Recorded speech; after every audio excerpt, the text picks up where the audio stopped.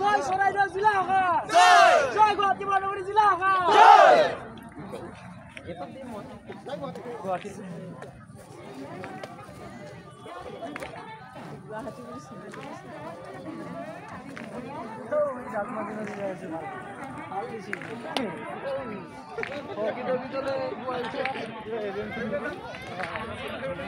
নেকি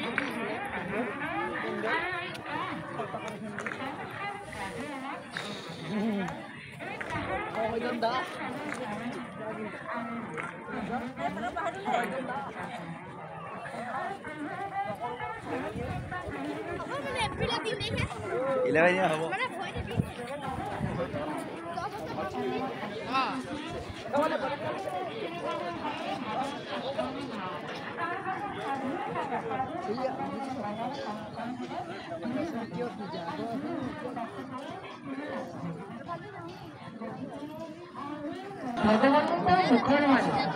প্ৰভুভগৱন্ত ইয়াত জীৱ তৰণৰ উপায় দিছে কাৰণ প্ৰথম স্কন্ধত গোটেই কথাখিনি কৈছে সৃষ্টিৰ কথা আৰু এইকাৰণে পৰীক্ষিতে যিটো প্ৰশ্ন কৰিছিল সুকদেৱ এই প্ৰশ্নৰ উত্তৰসমূহে আমাৰ কাৰণে আৰু সেই যে সুকদেৱে প্ৰত্যেকটো কথা ইয়াৰ পাঠ মহিতাত কৰিলে পৰীক্ষি তুমি সাৱধান হোৱা তুমি কোনো প্ৰশ্নসমূহৰ নাম কোৱা আৰু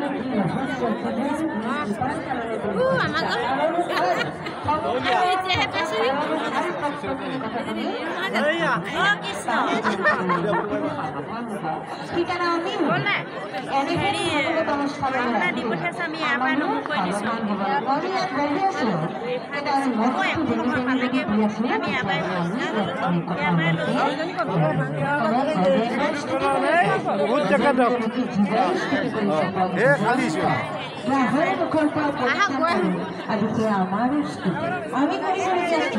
আমি জীবন সংস্কাৰ কৰিব লাগিব যে আমি যিখন সংসাৰ গ্ৰাহৰ পৰা পৰিত্ৰাণ কেনেকৈ পাব কাৰণ জন্ম হোৱাৰ লগে লগে আমাক মায়ায়ে দেহি ধৰিলে নহয়নে বাৰু 3 গুণ সতৰ আগত কৰ্ম 3 গুণ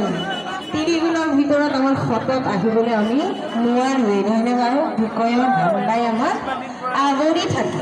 গতিকে আজি আমি সমস্ত সতগুণলৈ আহিছোঁ এয়া বৈকুণ্ঠ কৰি আকাশে বতাহে ঈশ্বৰৰ নাম আমাৰ সেৱা বাহিনী অকণমান ল'ৰা ছোৱালী বুলি কওঁ ঘৰত নহয়নে বাৰু ভাগৱতলৈ সেই যুৱক যুৱতী প্ৰায়ে নাহে কিন্তু আজি শ্ৰীমন্ত শংকৰদেৱ সংঘই সিহঁতকো একলগ কৰি আজি সেৱা কৰিবলৈ শিকাইছে এই ভকতক সেৱা কৰা ভকতক সেৱা কৰিলে তোমালোকৰ আটাইতকৈ মানৱ ধৰ্ম যিটো সেইটো সফল হ'ব তোমালোকৰ গতি পাব পাৰিবা নহয়নে বাৰু আমাৰ ল'ৰা ছোৱালীবিলাক ইমান সুন্দৰকৈ আনিছে গতিকে গুৰুজনা প্ৰভু ভগৱন্তই শংকৰ স্বৰূপে আহি অৱতাৰ দিছে আৰু তেওঁৰ উদ্দেশ্য আৰু লক্ষ্য কি যে জীৱ তৰণৰ একমাত্ৰ কলিত নাম সত্য ত্ৰেতা দাপৰ কলি সত্যত ধ্যান ত্ৰেতাত যজ্ঞ দাপৰত পূজা কলি ধৰি নাম কিন্তু আমি কলিযুগত থাকি আকৌ ত্ৰেতা আৰু দাপৰলৈ গৈ থাকিলে আমাৰ নহ'ব গতিকে এই স্তুতিৰ মাজতে আমাক খুব সুন্দৰকৈ গোটেই কথাখিনি কৈছে আমাৰ আইগৰাকীয়ে কথাখিনি কৈ গৈছে তাৰপিছতে তেওঁ এটা কথা ক'লে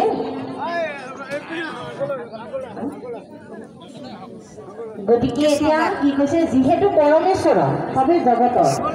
পৰমেশ্বৰ প্ৰভু ভগৱন্তৰ কথা কৈছে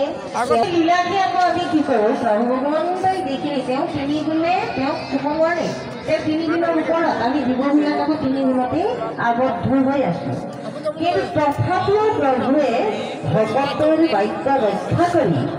তেওঁ জীৱক ৰক্ষা কৰিবলৈ আহে লীলা কৰে মানে অৱতাৰ লৈ লীলা কৰে আৰু লীলা কৰিবলৈ যাওঁতে তেওঁ গুণ সম্পন্ন হয় এই গুণেৰে গুণান্বিত হৈ লীলা কৰি থৈ যায় আৰু সেইখিনিতে ভকতে গাই গাই ভকতো নিৰ্গুণ হৈ যায় সেইকাৰণে অকল মাধৱ পুৰুষে বৰগীতৰ মাজেৰে কৈছে নহয় বাৰু তুমি প্ৰভু নিৰ্গুণ গুণেৰ জীৱ